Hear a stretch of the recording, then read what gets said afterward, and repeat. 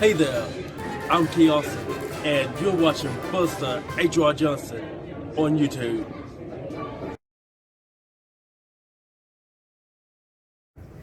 All right, everybody, it's Big Buster back again. Sexy Sam Dollar still AWOL, but we're here with another episode of Sitting Down with Sam, but I think I'm gonna have to change that name. I think maybe for this one, since I got this special guest here, I think we're gonna call this one Bullshitting with Buster. What do y'all think? I like that. What do you think about that? That's what I like. Everybody, I want to introduce you right here. You see the shirt? It says Bud Light. This is one of the top young talents in this territory, Mr. Brody J. Brody, Hey, great to have you Hey, here, my great to brother. have you, bud. But first things first, we don't get down to business until we get down to business. All right. To get down to business, you got to be in the right mind, and you can't Oh. be thirsty. You can't be thirsty. If you're thirsty, you ain't gonna be doing much talking. You're gonna be worried about where you're gonna get something. Yeah, to you're drink. right about that. That's why I had this water here, but I guess Yeah, this is There you this is go. a lot better. there you go. Bud got Light with Bud Light. It's got water in it. I mean, does that count? I guess it does. Okay. Works for me. All right, Brody. We got the little toast out of the way. We got our Bud Light. Your Bud Light, one of the top young talents. That's coming from me. You're one of the top young talents in this territory. But I want to know, what age did you fall in love with pro wrestling? I have an announcement in this video that a lot of people here are going to be surprised with, because nobody's going to see this video until after the tag team tournament, correct? Yeah, you're right. You're right. Okay. So I'll go ahead and answer your question. When I was 7 years old, I went to my first wrestling match, and the very first person that I remember, my uncles are Big Daddy Fleetwood, one half of the Cadillac Brothers. Everybody knows that. That's in the wrestling business. And then my other uncle. A lot of people don't know he's my uncle, but he is. I've been around him my whole life. My family raised him and everything. And it is the Strangler, also known as Richard Gum, or the Butcher, whatever you want to call him. He's had a lot of names, and he was a very, very talented human being back in his time. See, I knew Freddie, but I didn't know that. I didn't know that. You enlightening me on some things here today.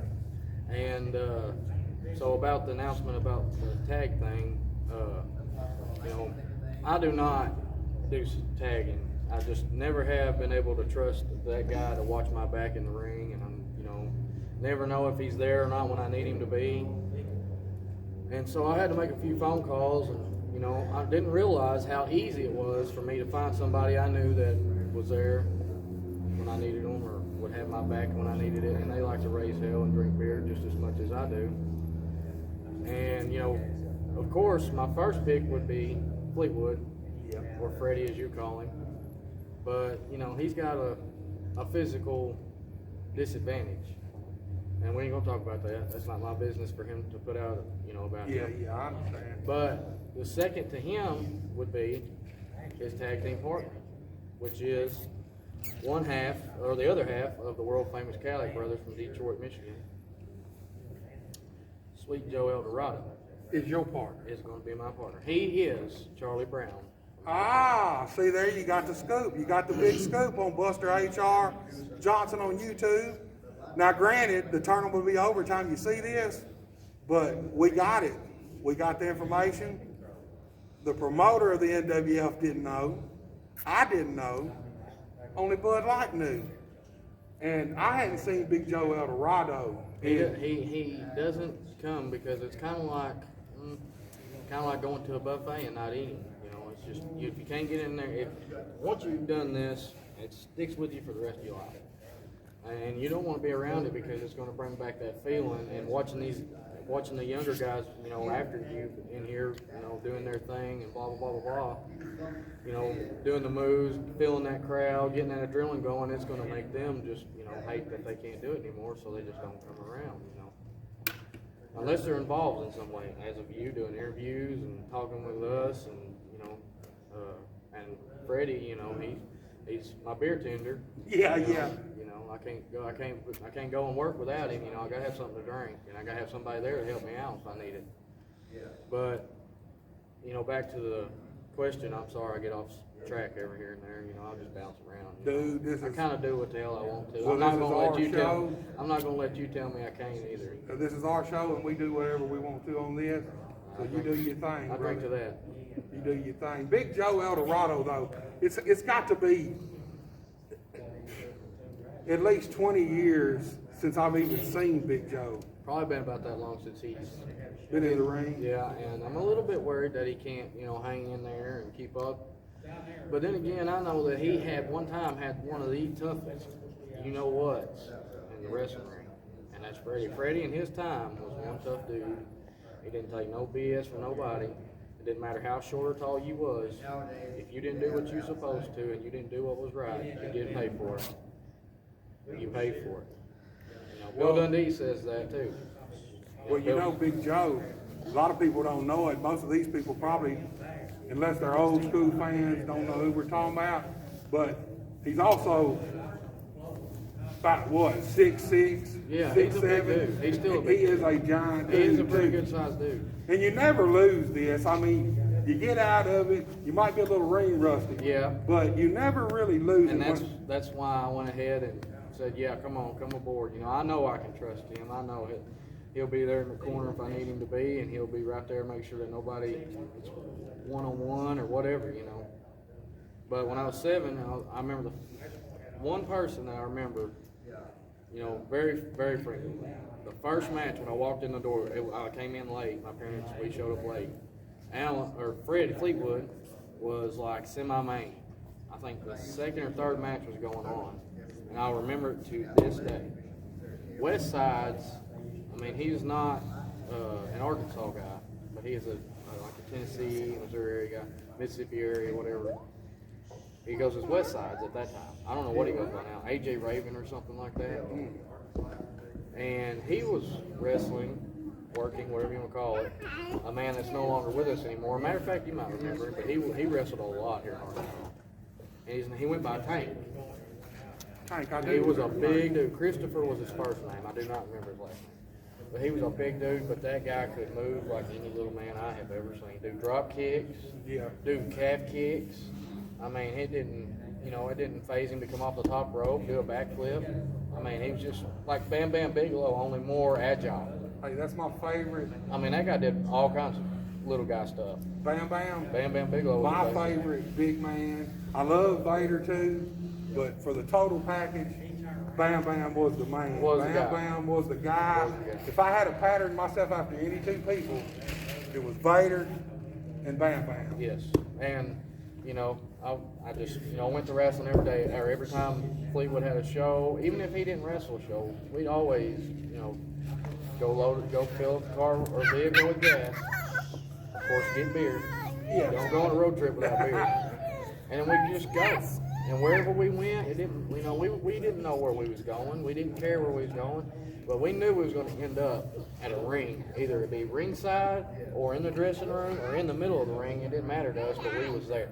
Yeah. And, you know, after that, you know, he wrestled in those days, but he didn't wrestle every weekend or whatever. He'd go and watch.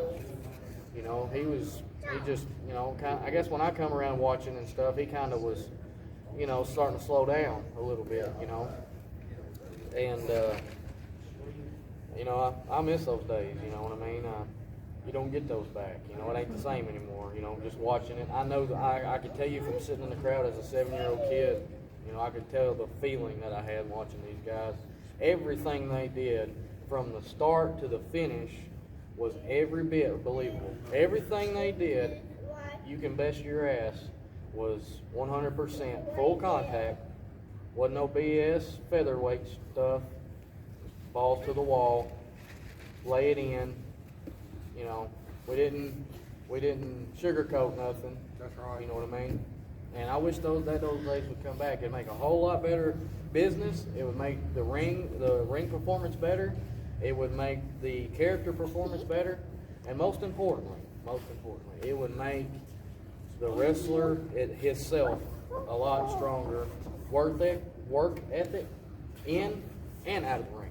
Because if you get in here and lollygag and you don't care, you know, those are the people that I look forward to wrestling. Yes. Because I'm telling you right now, it's not going to be a wrestling match. It's going to be an ass whipping. You know, people that don't get in here and try and they just lollygag, that ain't, you know. Yeah, I don't like guys who get in here and take it as a joke. Yeah, I mean, Because I don't look at it as a joke. No. Just because what we do in here, it's still serious business to me. You know, people look at me and, you know, they like, you know, Alan, you know, got me in the ring and, you know, this and that. But you got to understand something. Alan comes from the old school. He ain't going to put me in here to get me hurt or hurt somebody. He's going to put me in here where I can kick somebody's ass, stay safe in the same process. Well, let me ask you this. I don't mean to cut you No. off. But speaking of Alan now, he told me a little story maybe a couple months ago. We were talking about you. And he said that when you first approached him about getting in the business, that he kind of discouraged you. Told you it ain't what you want to do. Go do something else. Go be something else. Get an education. Explain that situation to me. We was sitting in the truck one time. We had gotten off work, went to the beer store, was going home. Beer store, but hold on. Explain how old you was at this time too. No, I'm not going to do that. I'm going to leave that for me and him to remember. But I was young. I wasn't supposed to be drunk. Right, and I was going home to his mother raised me. Yes. You know, I didn't have very good parents. Still don't have very good parents. But, you know, he'd let me have one or two, but, you know, we'd get gum or something. I couldn't get drunk or nothing like that and go home, you know what I mean? We did it reasonable, sensible, you know what I mean? We didn't act up and, you know, get in any kind of trouble. Yeah. You know, only kind of trouble we was worried about was his mama getting on to me or him, you know. But we was sitting in the truck, and he was, you know, looking out the window, driving, whatever, you know, and I played football, I played baseball, and I was doing both at the time, but it just wasn't catching on to those things. My performance wasn't very good. You know that's my daughter, so like I told him before, here at Buster H.R. Johnson, we're a family unit. My family comes with me. That's right. Other kids be around, so if you hear some kids crying or some kids playing, just deal with it when you're watching us, because that's what we do. This is who we are. You know, it's heartwarming, you know, kids and stuff, but you gotta pass it along, and if they're not here, you can't pass it to That's them. right. That's right. You know, and but anyway, I played baseball and football at the time, and I just wasn't performing like I knew that I could. I'm a very athletic person. I mean, I have a grind to me that's out of this world. I do not ever give up. You cannot beat a human being that does not give up. He might lose, but he ain't beat. And I never give up. I don't ever give up. I don't give a damn what we're doing. If I apply myself, I will never give up, and you won't never beat me, because I'm not going to quit till I beat you. What's the attitude you need to have? And, well, yeah, but nobody, that's One history. thing to say it, it's another thing to do Well, it. it's just history. You know what I mean? Nobody else got that kind of attitude. They don't care if you run over them. They just go home with their tail tucked between their damn legs, but I don't. See, I I'm wouldn't coming go right that back way at either. you. I'm coming right back to you. But I asked him, I said, he's looking out the window driving, drinking a beer, you know. And I said, you know, I'm thinking about quitting football. And he said, why? You know, he's like, I don't understand why. You had fun? I said, yeah, it's fun. I said, but it ain't what I want to do, and I'm not performing very well. And he said, you know, it takes time to get the skill or find your talent in that field. You know, I've had plenty of time to do that. I think I want to wrestle. And he just went blank-faced. He just seemed like I told him that, you know, I was coming out of the closet or something. He just very disappointed. He just looked like he had this disappointing look over his face. And he says, no, he ain't gonna do that. I said, I think I want to. Well, he gets screaming mad and asked me, you know, all these questions that I had no idea I could answer. He said, see, you don't know what the hell you want to do. And I was like, I'd like to give it a try. And he just told me no. And a couple weeks go by, well, I'll start looking for training. I told you, I don't give up. Yeah, well, see, And I wasn't going to let him stop me, even though that's who I look up to, and, you know, in the business and out of the business, he's a very good human being to me, and I love his morals in life. And he called me, and he said, I hear that you've been asking people to train you. Yeah. And I was like, yeah, I've been doing everything I can to get in the ring. And he said, meet me at my house in the morning at 7:30. It was a weekend. He didn't have to work, and I didn't have to go to school. I said, okay. Showed up, and I had shorts and tennis shoes on, t-shirt, and he had done cleared all the furniture out of his hardwood living room floor. Moved every bit of the furniture out of it. And he said, all right, you want me to teach you how to, or you want me to train you to wrestle? And I was like, yeah, I was like, greatest thing in the world I thought he'd ever say. I never thought he'd say that to me. So he taught me what a lockup was. And as soon as we locked up, he's like, all right, I'm going to teach you the next phase. He's like, I'm going to power shove. And you're going to fall flat on your back and try not to hit your head. He didn't teach me how to not hit my head. So what do? Anybody in this wrestling business knows that, when you first start, you hit your head. And I hit my head on the floor 3 times. We've done it 3 times back to back to back. And I was like, just sitting there, and I was like dizzy. I couldn't hold my head up, And he's like, now, you know what it feels like to do it the wrong way. Now I'll tell you how to do it the right way. Yep. So he's doing it very old school. And I started getting the hang of it, and we work out 3 or 4 times in 3 or 4 months at a time. And then it started progressing. And then I got to a ring. And when I got to a ring, he had already had medical issues. Yeah. And he lost a leg. And, so that didn't stop him, though. That did not stop him. He still got in the ring with me.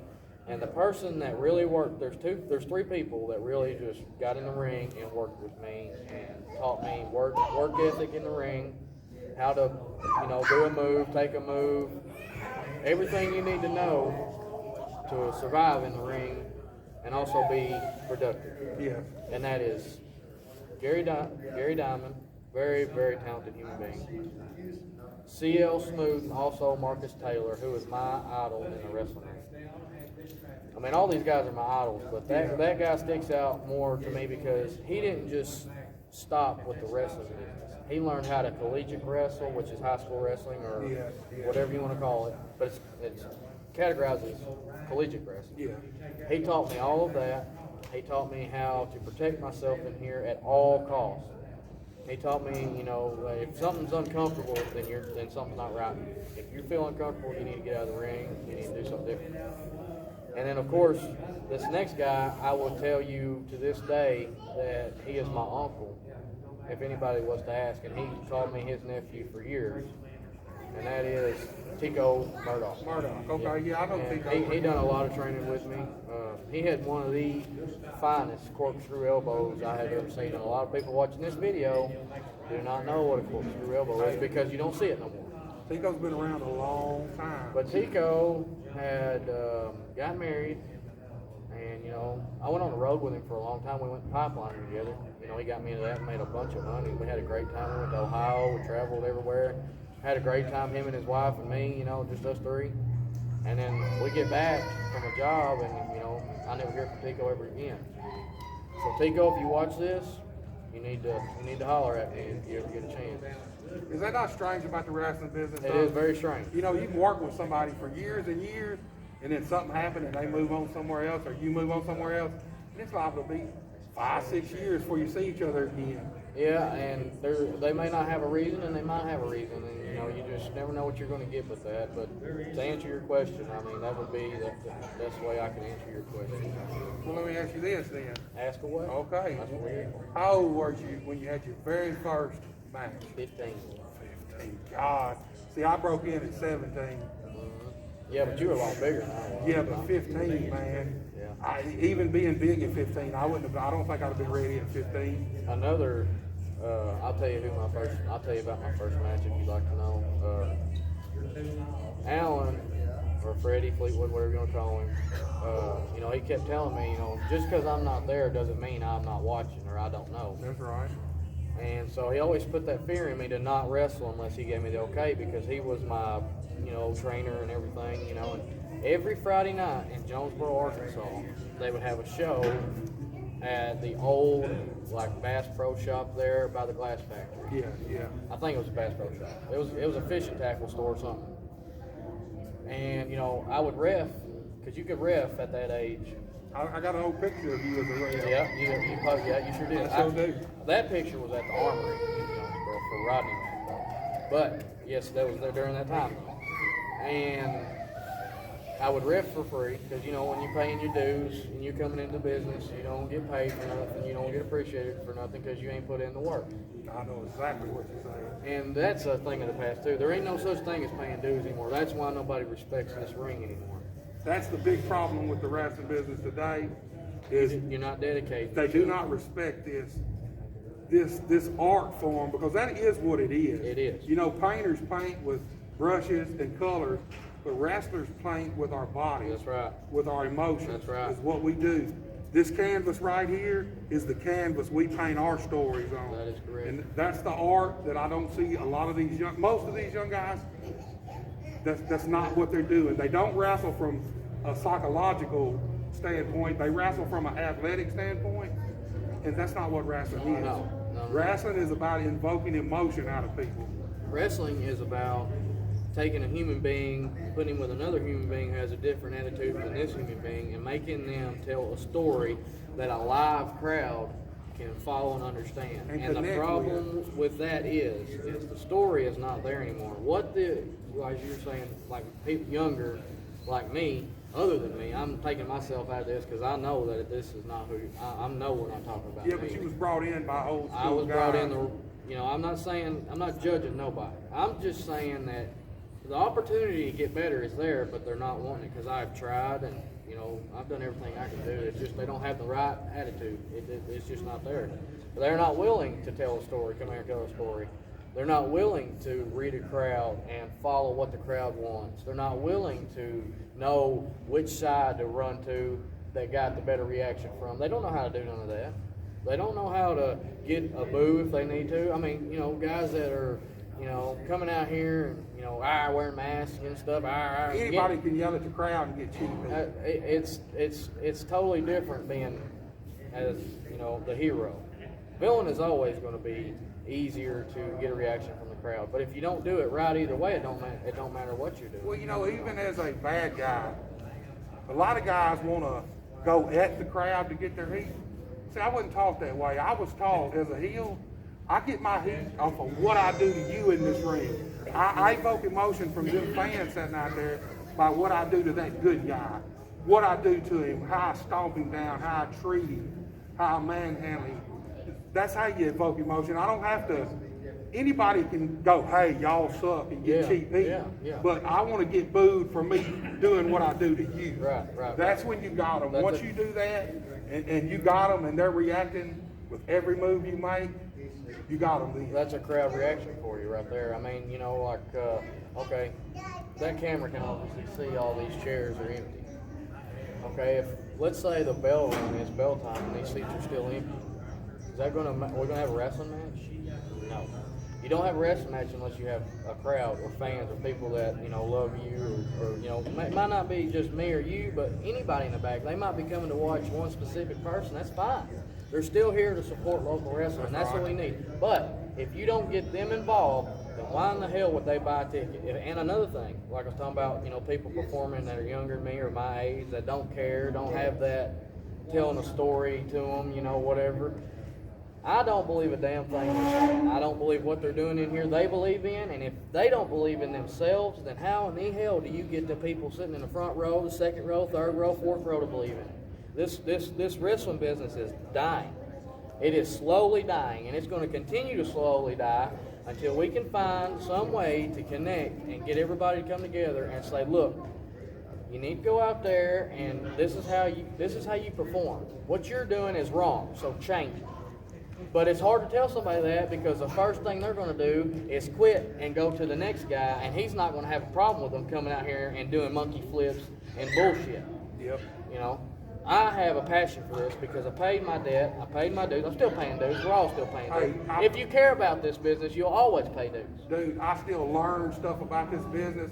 Every single show I show up at, I see something new or I learn something new that I didn't already know. So we're always learning at this. You don't never know it all at this business. No. It's a constant learning process. It's an evolution. It's constantly growing anyway. You cannot, and I mean you absolutely cannot master this ring because you can never ever know everything. And if the moment that I feel like I know everything in this ring, I'm getting the hell out because you can't. You can't know everything. And therefore, you have the wrong attitude. See what I'm saying? If I ever have that attitude, I'll just quit because that's not right. Well, you know something else that gets me? When I was brought into business, very little was called in the back. Maybe your finish, maybe a hot start, but we were thrown out here and say, call it in the ring. Yeah. Get out there and work it out there because that teaches these guys how psychology. And it teaches them how to work. Yes. It teaches them how to change something. These guys go back there and they set their whole match up before the show starts. They come out here, they do their moves, and their moves are perfect, but the crowd's not with it. Well, here's the thing.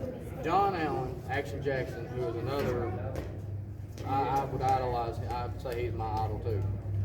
Because, you know, me and him worked a couple times, and what I absolutely loved about him is, you know, he tried to, you know, do that, call everything in the back, you know, whatever.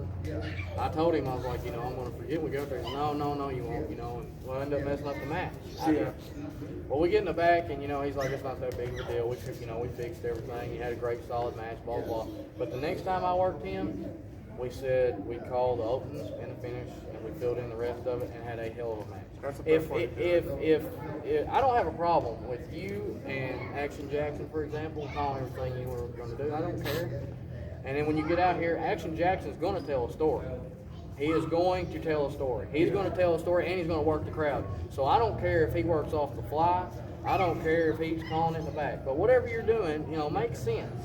It's got to make sense. Bill Dundee said if you throw 15 punches and not neither one of them had any kind of meaning to it, then you threw 14 too many. That's right. That's You know, but back to your question, you know, the show on Friday night would be at the Old Bass Pro Shop building or whatever it was. Saturday would be in Batesville at Miller Gym. Yes, I've wrestled And there that was before. Gravedigger promotion. I don't remember if you remember them. I do. I've actually worked big, tall, black-haired guy. Yep. Me and him's actually tag teamed a few times back in the day. And when I worked at Batesville, it was run by the Hansons. Yes. Lee Kovacs and them. Yeah, Phil. Phil Kovacs. Yeah. Yes. Yeah. See, that's Gary Diamond's ex-father-in-law and stuff. So Okay. he was always around wherever Gary would wrestle and stuff. He'd still come and watch and stuff. But Tommy Wayne, or Ashcraft, whatever you want to call him, he was the booker and shot caller, and his daddy just kind of, you know, said it was his business or whatever. You know, it's been a while, but anyway, one night I ref for them too. Now I took down the ring Friday night and put it up Saturday by myself. I mean, they had a few security guards here and there, but I almost did all of the ring work by myself. Yeah. And I would take it down, put it back on the trailer, take it back to the original building that we had on the show on Friday night, and set it up Sunday to train Sunday.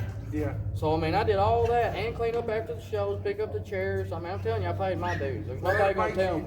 Makes you appreciate when you get in this ring. Because now I feel like guys just can walk in here and step in here. When I broke in, it was you had to earn the right to even get in this ring for real in a match. You earned your You place. might get in here to train, but you had to, in your training, you had to prove to your trainers that you deserve this. Mm-hmm. And it wasn't like you did a couple of good moves and they throwed you in there. No, you had to know your basics. The way I was taught, they taught you your basics. And to go back to what you said, when I was trained, my trainers made a point to teach us how to take care of ourselves if we needed to and when we needed to.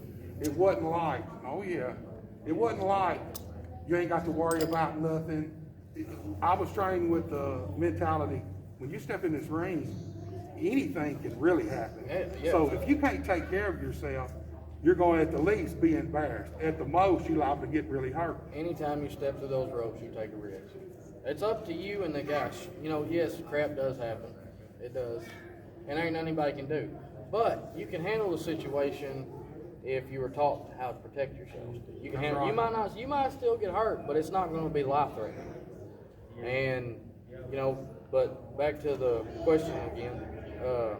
That one weekend I refed, and then the following weekend, you know, I showed back up, took the ring down Friday night, ref Friday night, took the ring down Friday night, showed up at Batesville Saturday, put the ring up, worked out, you know, and I got in the dressing room, I started putting my reffing shirt on. and Fleetwood was there. And Tommy or Gravedigger, one of the two, came up to me and said, "Hey, don't put that on. We got a referee." So I'm thinking I'm out of a job. You know, I was like, "Hell, I ain't gonna get no ring, in-ring ability, or in-ring performance." What did I do? And he says, "You got any kind of wrestling gear?" And Alan always told me, you need to get stuff to train in. You need to get what you're going to wrestle in to train in. Mm-hmm. Well, I didn't necessarily get what I was going to wrestle in to train in. I did get a pair of boots, knee pads, and all that stuff, but when I was first, my very first thing I have ever done was called Country with a K. You know, little skinny guy, kid, you know, young kid, camouflage hat, camouflage glasses, camouflage shirt, camouflage blue jeans. If we was in the woods, you wouldn't see my ass. And black boots. And, you know, I went out, he said, we're going to put you in a battle royal. And at first I'm thinking, you know, great. And I'm jumping up and down, you know, I can't believe it. But I go and tell Alan what's going on, and he instantly shuts it down. He instantly shuts it down. He goes in there and tells them that he ain't ready. It's not this time. You're going to find somebody else. And they were really short-handed on employees. Yes. Well, Lucky, now a lot of people know Lucky. You know, short guy, been around wrestling forever. Yeah. I had my very, very first singles match with that guy. He was over talking. He said, well, if he's going to work with Lucky, he can protect himself, and he'll protect him, and, you know, I won't have nothing to worry with. So Alan let me go ahead and do it. And we had a battle royal, and the setup was, you know, I would win the battle royal, but then somebody would come sneak in behind me from the back and throw me out. It would have been Lucky, and we would set up just a singles match right after the battle royal. And as soon as I come out of the dressing room toward the battle royal, I took 2 steps and it was in the middle of the ring. That's how my adrenaline was, and that's how pumped up I was about it. When I got there, you know, I took some falls and, you know, this and that, threw somebody out, and the best thing ever was Gravedigger let me throw him out, you know. So I'll carry that for as long as I live, because that was my very first time in the ring. He can do it. And He don't need no help. He got a So we got to get on my asses. I don't know. All right. But anyway, I had a great match with Lucky. I did in the first 3 minutes. I did everything I knew and was completely lost after that. And then I go back, you know, take the ring back, and then the following Friday set the ring up. And Gary Diamond's like, "You ready to wrestle?" And I was like, "What do you mean?" Because I was supposed to consult with Gary before I wrestled too. But since Alan gave me the go-ahead, I just kind of overrid him. Yeah. But I said, "What do you mean?" You know, I was trying to keep it known. He goes, "Man, you can't hide that, buddy. Especially if you have a good one." Yeah. I was like, "Well," yeah. He goes, "So, but you can't wrestle here with your face on because you ref, you know." So I would ref and wrestle wearing a mask. You know, I would wear a mask, wrestle, come back out the next match with the mask off, and ref. Yeah. And I don't think anybody ever figured it out, but for those of you that ever watched me on Johnson in Jonesboro a long time ago, Little Patriot, that was me a long time ago. And ever since then, I've been here. I've been consistently building my talent and developing what things that I didn't know I was capable of, working with the crowd, and, you know, that kind of thing. So you always want to have a good work ethic, and a good work ethic means that when you get in here, you're not ever doing your best if you're not trying to do better than you got. That's right. So for those of you that think that I've tried as hard as I can, you need to try harder. Because I know it's not good wrong. Well, let me ask you something. We're getting close to having to wrap it up, but I want to talk about this tag team tournament here tonight. Now, you done let the cat out of the bag. Big Joe's your partner. How do you think this tournament's going to go here? You know, I'm really not sure because nobody knows who they're with, blah, blah, blah, blah, blah. I have a lot of heat with 2 or 3 people, 2 or 3 teams that's going to be here. And I just fear for them because I'm going to tell you something right now. And this is Bud Light Brody at his best. My whole body is a damn engine. These are my fire plugs, and this is my damn fuel tank, and I'm filling that son of a bitch up right now. So whoever is my opponent, I don't care how big, how tall, how little, small, I don't care. I am going to win, and I'm going after them belts. Me and Joe, we don't take second to nobody. So thank you for a hell of an interview, and man, I look forward to the next one. Brody, here you go, brother. I want to tell you something from the bottom of my heart. Before I even showed up here and started the YouTube thing and come here and met you, I've been watching you. You're one of the guys that made me want to come back here. Yeah. And you made me want to like wrestling again. And that's what's wrong with the wrestling right now. Not enough guys that make other guys want to watch wrestling. That's right. Always respect your vets. That's my motto. And you're a vet. So I that's why I messaged you and told you about, I mean, I had nothing to do with, obviously, with the White House political stuff, because I keep getting politics and a sex life mixed up, because, I don't know which one is which, because if somebody says, what do you think about the Middle Eastern position, I'll just tell them it hurt my wife's back, But anyway, I didn't have nothing to do with that, but, I had something to do with the comeback thing, which I think you've given up on it, but just know before you say something. So you're going to put me on the spot? I am putting you on the spot. I told you I was going to. All right, well, look, I'm going to let it out there right now, man. Man, I've done great. I got down, right now, I'm at 376 pounds. I started at 404. But for the freaking last month, a little over the last month, I have been stuck at 376 pounds. My body, I'm just older, I can't, Yeah, it's harder for you to lose weight now. I'm dying. Every time, like you said earlier, every time I see you guys in here, my blood gets to boiling. But I got to be realistic at the same time.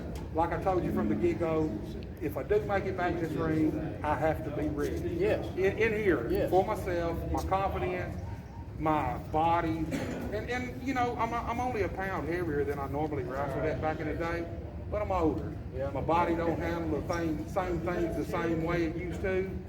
Still working on it, but I'll be honest with you right now, I'm starting to fall in love with what I'm doing. I'm starting to love talking to you guys. I love working with young guys coming into business. I love working with you guys. I love exposing. Well, you ain't gonna love working with me, because I'll kick your ass. I'll tell you that right now. Man, look. Brody, come on, man. I'm trying to tell you that. Look, I'm telling you, I can get you fired up. If you want to do it tonight, we can do it tonight. Oh my God, why is it every time I get in the ring, somebody wants to challenge me? Because you need to come out of that damn closet you've been hiding in. Everybody wants me out the closet, man. Yeah, I mean, it's got a revolving door on it, I guess, because you just come and go as you want to. Well, I'll tell you what I'm going to do. I'm going to go on record right now with you, Bud Light. If I do make it back in this ring in a wrestler role, you will be my first opponent. Oh, really? And we will see. We will see if you can stand up to everything you say you can. Because, look, it's not a myth. It's a legend. Yeah. All the stories you hear, Yeah. they're way worse in real life. Trust me. Okay. Till you've been in the ring with the Hellraiser, you ain't really been in the ring, my brother. Yeah. I love you. I'm telling you right now that it ain't gonna be what you think it is. You might get a steak dinner, but I'm gonna get me a bologna sandwich. Hey, I'm all for I'll that. tell you Hey, that now. I love the physical, and I love opponents who push me. There ain't nothing I hate worse, especially when I was young, getting in the ring with guys and they cower. Yeah. If you're gonna get in here, let's do it. I just told you I don't give up. So if you come at me with anything like an ass whipping, let's just say, just know that I got the same intentions giving them right back to you. Well, I'll be honest with you. Hey, it's been about 20 years since I had a good ass whooping. I think I might could use Well, one. I can give you a reminiscence if you just get back in the ring. You'll reminisce from back in the day, 20 years ago. Y'all heard it right there. If Big Buster makes it back in this ring as a wrestler, I'm going on record right now. That dude right there gonna be the first ass I kick in this ring. Him right there. Well, Bud Light. I'm gonna sign out with this. To everybody that follows me and to everybody that supports me and my fans or whatever, just know I love all of you. And no matter where you go, no matter who you see, no matter what places you visit, no matter what you do, just remember, this Bud's for you. Guys, y'all heard it there. Brody, it's been great having you here. I appreciate it, brother. I love working with you. I love this, and I'd imagine I'm gonna love working with you in the ring if it happens. Everybody, be sure to like, share, And most of all, subscribe. This is Buster H.R. Johnson on YouTube. We're coming at you with these interviews. We're coming at you with promos. We're coming at you with new live up-to-date matches. So subscribe. Like I said last time, my kids said if I get 100 subscribers, I ought to go live or at least film them pieing me in the face. Subscribe, and if I get 100, it'll happen. We may even do it live on YouTube. Thank y'all. Until next time, Big Buster out.